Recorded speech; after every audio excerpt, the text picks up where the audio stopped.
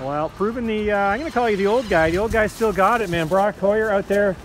Man, looking good out there. You looked good yesterday. You look good again today. You won the Pro Open main. It got tight. Let's talk about round 2 here, Brock. How'd it go for you? Yeah, round 2's better.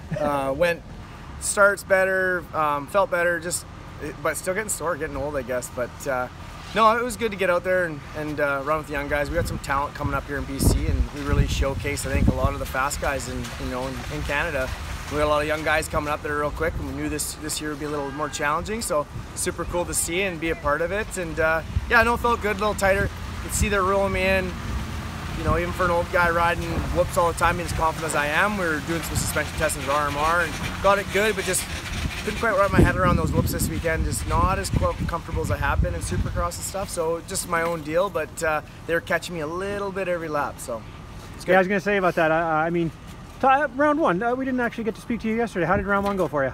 Good. Didn't really have any expectations of where I'd finish. I just knew I wanted to come out have fun. It's my 6-year-old's first Arenacross, so it's kind of cool to do both and do the vet class and just have fun. Like, I don't put pressure on myself like I used to. So, you know, I came out with a 2nd place overall. I was stoked on, and you know, knew we had some more things to figure out and take it for round 2 and try to better it.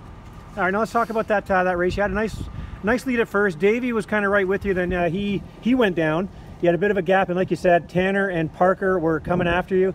Were you tightening up? Were you just pacing yourself and keeping an eye? I just couldn't find a good line in that whoops, that last one, and I knew I could see I had a good gap, good lead, and I was comfortable, knew there I had a big buffer, and every lap just trying to find a good line. I had a couple close calls and just kind of started riding a little tight, and just knew I just had to keep consistent and just keep it upright, and I could get the win and pretty much just put it down like that.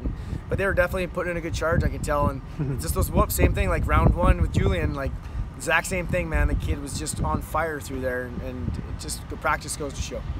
Right, now we were missing obviously a bunch of those kids like Julian, for example, that you mentioned, but you've got a long drive to get back home for you. You got heading straight north. Is the plan to come back and finish this out, or what will you do? Yeah, we'll see how the snow bike stuff going. I've got lots of sponsors. I'm just still trying to figure out what the plan is for this winter with COVID, all that stuff. So I'm gonna come back for round 2 or round 3 and 4 for sure. The wife's gonna come to that one, and then I think we're already there. It's a week after, it's December, so you probably see me at the rest. You almost made it sound like you might not come, then you completely flipped on that. You'll be here. I don't want a chance having an issue if X Games comes in and right. I go down and get hurt prior to my season.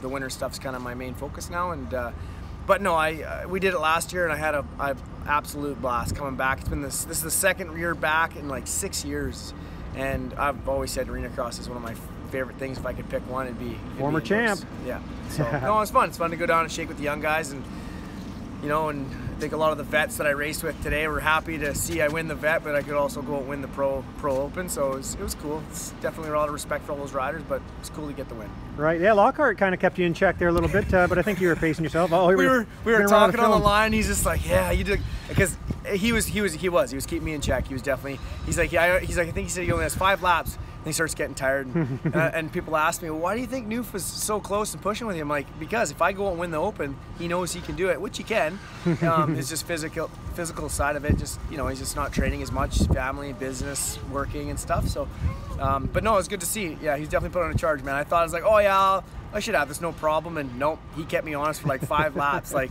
right on me. Like the first lap, he almost tried to pass me and push me off the berm, but it was all good. All right, man. Well, hey, always great to see you. Safe drive home. And who'd you like to thank, Brock? Yeah, I'd like to thank Yamaha Motor Canada, FXR Racing, Outlaw, Fox Suspension, RMR. Big thanks for them for making my suspension dialed for this weekend. Caribou Steel, White Spruce Limited. Yeah, I know I'm gonna forget a couple, but awesome. Timber Sled, all the big guys for coming out and helping me and making this possible. All right, thanks, and we'll see you next month. Awesome.